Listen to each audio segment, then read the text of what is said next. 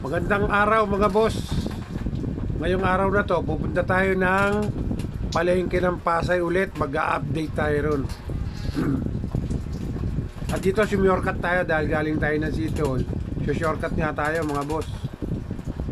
Dito tayo sa may 1 de Mayo dadaan. Yan, yung pasokan na yan, 1 de Mayo yan. Papunta ng palengke. Yan, diretso lang tayo mga boss. Dito sa palengke ng Pasay, marami naman tayong mabibili rito. May mga baboy, manok, gulay, hipon, isda, baka, at kung ano-ano pa. Andito na sa Pasay ang bagsakan ng mga gulay. Napakamumura ng gulay dito, lalo sa ganitong panahon. Tara, lakad-lakad ba tayo mga boss? Ayan, nakikita natin mga paninda na yan. May kainan na rito. Pag nagugutom tayo dito sa mga gilid-gilid, napakaraming kainan dito.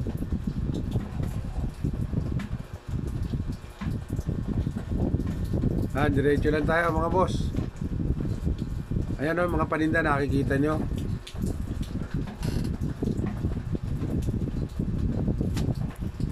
Ayan, dire-diretso lang tayo. Shortcut na tayo dahil galing nga tayo ng City Hall eh. Yung mga taga Pasay alam yan, kaya shortcut na yan. Ayan, napakaraming uling oh. Mantika, itlog. Ayan.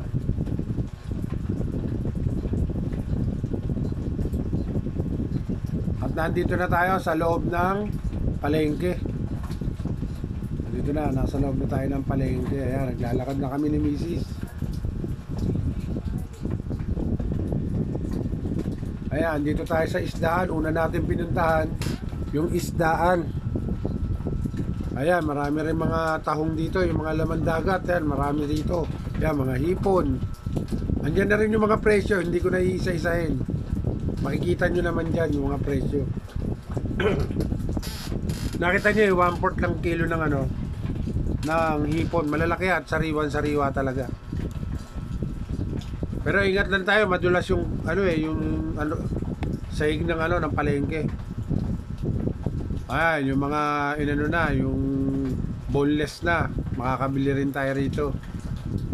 Pero sa ngayon hindi tayo bibili ng ng isda. Ang pakay namin dito, bibili tayo naman ng ng manok. Maiba naman kasi puro isda na lang yung binablog natin dito eh. Kaya ngayon bibili tayo. At ang bibili natin manok hindi hindi Magnolia mga boss. Kasi dito yung frozen mura lang. 135 lang ang kilo.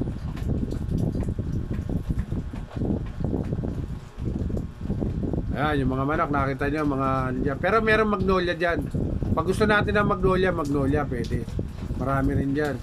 Ayan, bibili tayo ng ng dugo. Dugo ng manok. Ayan, tanongin natin to si si Kuya. Kasi plano natin ayan, dugo na yan. Ang halaga niyan is 35 pesos. Dati ang kuha namin dyan 50, bumaba.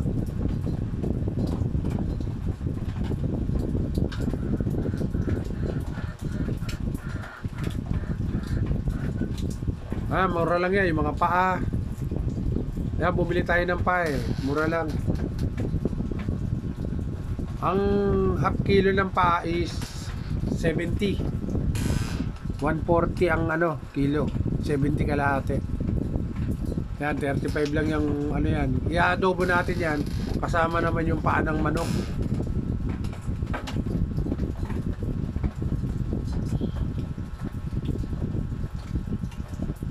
Yan, hanap-hanap pa tayo ng iba. Kasi bibili rin tayo ng manok. Yung frozen ang bibili natin. Medyo titignan natin. Dahil nga mura. Pero okay naman yun. Hindi double dead yun. Yung na yun. Yung bibili nating manok. Yun yung frozen. Ang manok dito nanggagaling ng Brazil at nanggagaling ng Amerika. Yung iba, yung mga frozen.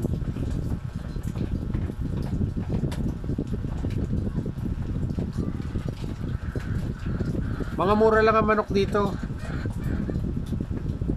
Yung manok na 180, yung Magnolia 180 ang kilo. Bago yung mga giant na manok, mura lang din. 135 lang ang kilo. Yung giant na, kasi mga giant na manok na ginagamit sa mga kainan na pinakainan natin katulad ng mga yan, kaladiwata, mura lang ang kilo niyan. Dito sa Pasay, dito kasi siya namimili si Diwata, itong lugar na to. Taga rito kasi si Diwata eh. Dito sila namimili at yung barbecue niya dito rin niya binibili yun. Tuhog-tuhog na. Yan, titingin tayo ng manok dito.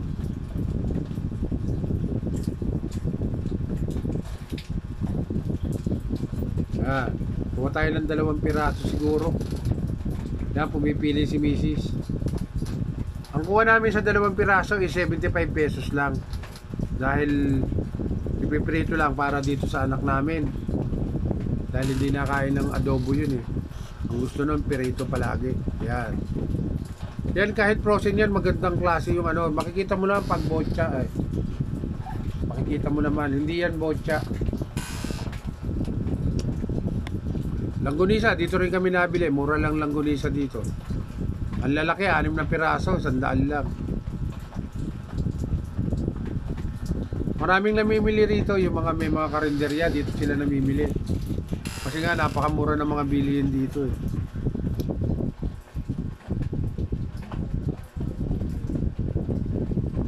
Ayan, pinatagtad na natin yung manok kay kuya.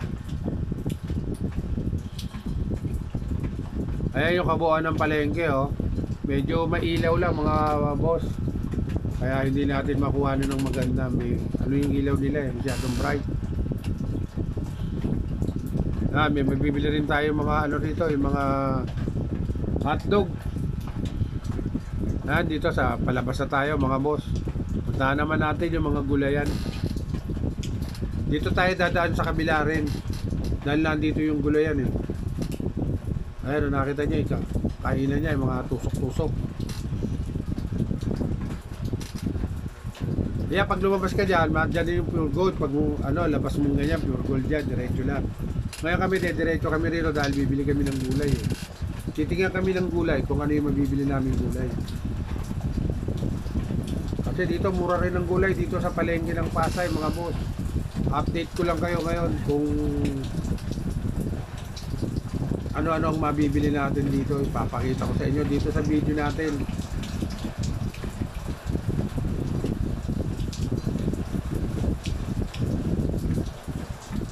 At dito nga rin pala binebenta yung yung bigas na tigme 20 pesos lang kay Bongbong Marcos dito rin sa palengke na to. Ayan, dito sa dinaanan natin napakaraming prutas oh. Nakita nyo, magkano lang ang kilo. 1/4 lang pala, 40. Bali 160 ang kilo, pero mura pa rin. Yan, andito gulay, mga kung ano-ano, itlog, andito lahat yan sa palengke na to. Wala na kayong hahanapin pa. At kung gusto nyo naman mag-grocery, nandyan lang sa kabila yung Pure Gold. Kung ano naman, dito lang sa mga palipaligid, yung mga kailangan natin sa kusina, marami dito.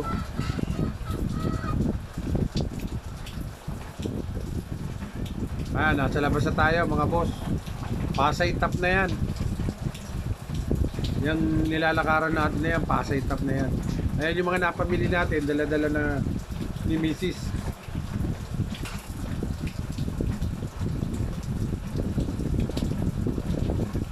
Kaya nagdabing tayo ngayon kasi maraming tugtog. Baka makapiright tayo. Kaya dabing tayo ngayon mga boss, mga ma'am. Ayan mga prutas pa rin ang dami oh.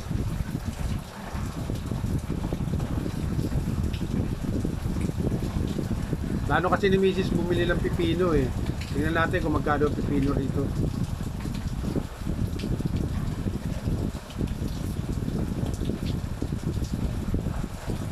Kasi doon sa pinupuntahan namin sa palengke ng Malibay, medyo mahal ang pipino eh. Galing naman kami ng City Hall, kaya dumaan na rin kami rito sa palengke ng Pasay. Kasi si Mrs. mahilig sa pipino yan eh. Kaya ito, para makita nyo rin at malaman nyo kung ano yung magkano yung mga bilihin dito. Pero ang gulay, medyo mataas pa ang gulay ngayon.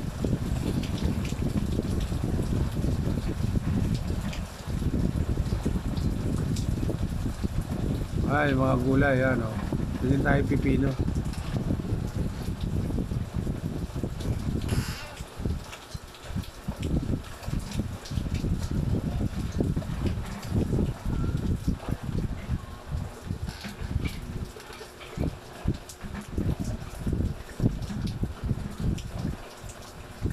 Titingin na si Mrs. kung ano yung gusto niyang bilhin.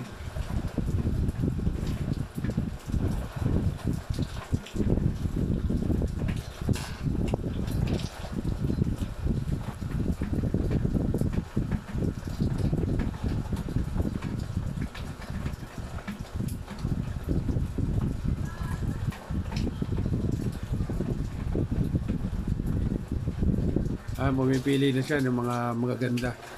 Pero dito naman halos sariwa naman yung mga bilihin dito sa Pasay. Palengke ng Pasay. Halos sariwa naman. Hindi na tayo dapat pang pumili dahil magaganda naman yung bilihin dito. Dito kasi binabagsak yung mga gulay.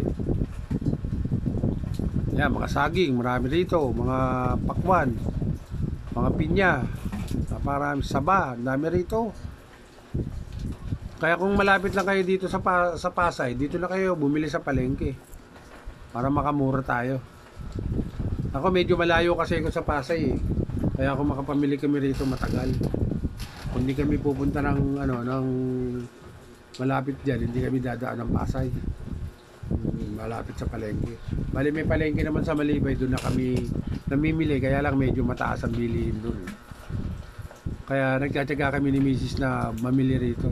Kaya magbabayad na si Mrs.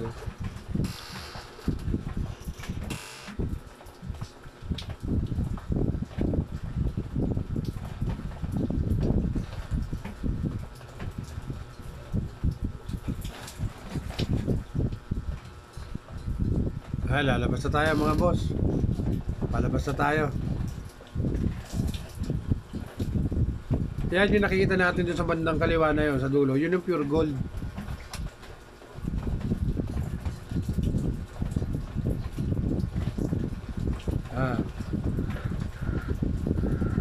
Parang nagugutom yata kami niyan. Kami niyan, pupunta kami ng Jollibee.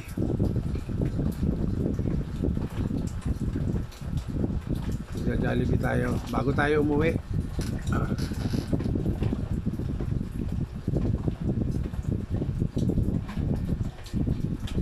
Jollibee muna tayo. Ayan, nagmimerienda na si Mrs. bago tayo umuwi. Baka naman Jollibee.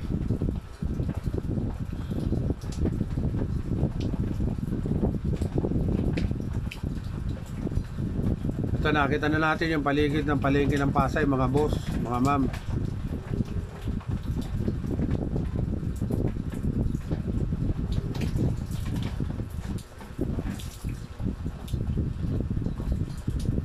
At dito na rin ako unti-unti magpapaalam sa inyo mga boss.